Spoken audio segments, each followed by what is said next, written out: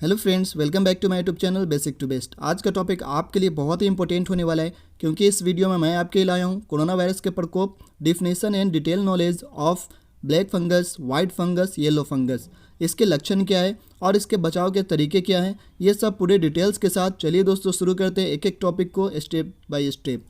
सबसे पहला टॉपिक है ब्लैक फंगस, जिसको बोला जाता है म्यूकरमाइकोसिस। इसमें आप देखेंगे कोरोना हो जाने के बाद शरीर की इम्यूनिटी कमज़ोर होने के कारण कई बीमारियां हमला करती है। इन्हीं बीमारियों में से एक है ब्लैक फंगस। कोरोना की दूसरी लहर में मई महीने में ब्लैक फंगस के केस सामने आने लगे। इसमें होता क्या है, कैसे आप पहचानेंगे? सामान्य तौर पर यह हमारे शरीर के आसपास ही रहती है, यानी ब्लैक फंगस जो है हमारे आसपास ही पाई जाती है, जैसे हवा में, मिट्टी में या फिर किसी नमी वाली जगह में। लेकिन हमारे पास इम्यूनिटी का एक कवच होता है, यानी शरीर में इम्यूनिटी का एक कवच होता है जिससे यह हमारे ऊपर असर नहीं डालती है। लेकिन जब इम्यूनिटी कम हो जाती है तो यह हमला करती है।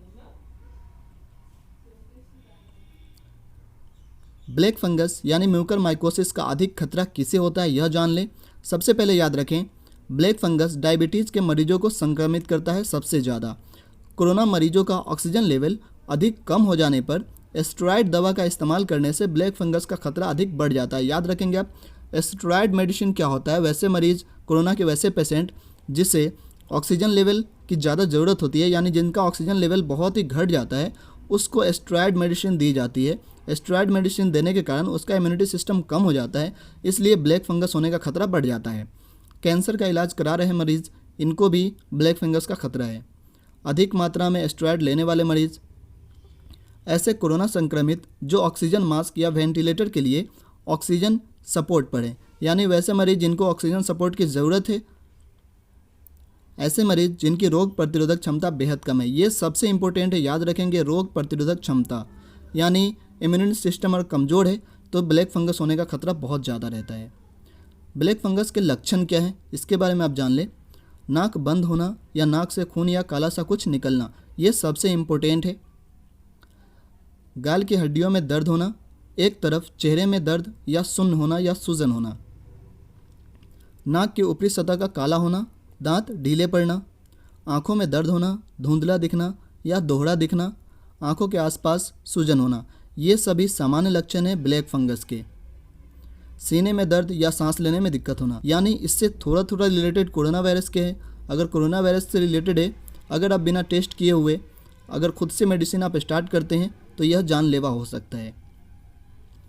नेक्स्ट है वाइट फंगस, एस्परगिलोसिस कहा जाता है इसे। इसके बारे में भी जान ले। विशेषज्ञों के मुताबिक यह नया संक्रमण ब्लैक फंगस से भी ज़्यादा खतरनाक है, यानी white fungus is more dangerous than black fungus, क्योंकि ये केवल एक अंग ही नहीं बल्कि फेफड़े, ब्रेन से लेकर हर अंग पर असर डालता है, यानी सभी अंग को यह प्रभावित करता है। चिकित्सीय भाषा में इसे कैंडिडा कहते हैं।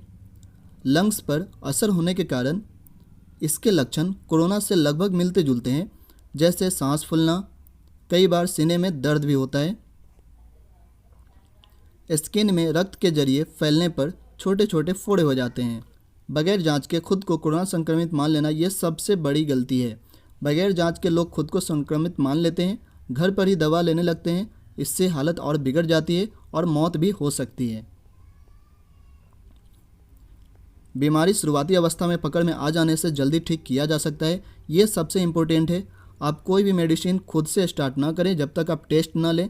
टेस्ट करवाने के बाद अगर आपको लगता है ब्लैक फंगस है, वाइट फंगस है, येलो फंगस है, उसके बाद आप इसका इलाज कर सकते हैं, क्योंकि सभी का इलाज उपलब्ध है, लेकिन डॉक्टर की उपस्थिति में लेना उपयोगी है।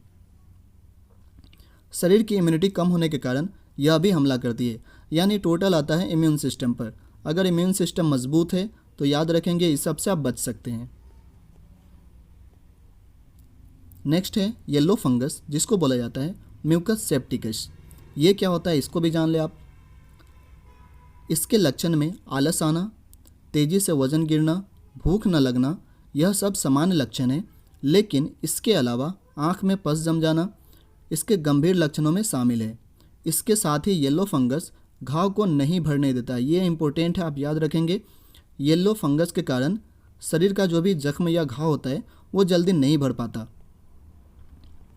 साफ सफाई में कमी के कारण यह फंगस इंसान को अपना शिकार बनाता है। इस फंगस के इलाज के लिए एम्फोट्रिसिन बी इंजेक्शन का इस्तेमाल किया जाता है। अच्छी बात यह है कि सभी इन्फेक्शन का इलाज उपलब्ध है, लेकिन डॉक्टर की देखरेख में लेने में उपचार कराना अधिक उपयोगी होता है। सभी फंगस के इन्फेक्शन या कोरोना के इन्फेक्शन रोग प्रतिरोधक क्षमता बेहद कम होने पर अटैक करता है। याद रखेंगे आप, जितने भी इन्फेक्शन आपने देखा, जैसे black fungus, white fungus, yellow fungus और कोरोना वायरस जो चल रहा है, वो भी आप देख रहे हैं, रोग प्रतिरोधक क्षमता बेहद कम होने पर अटैक करता है।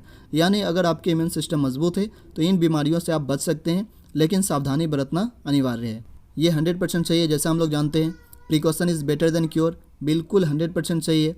अगर आप एहतियात बरतते हैं तो याद रखेंगे, एहतियात इलाज से बेहतर है, क्योंकि एहतियात से भी आप खुद को मजबूत बना सकते हैं और इससे बच सकते हैं, क्योंकि रोग प्रतिरोधक क्षमता कम होने के कारण सभी प्रकार के इन्फेक्शन अटैक करते हैं और इससे आपको प्रभाव पड़ता है।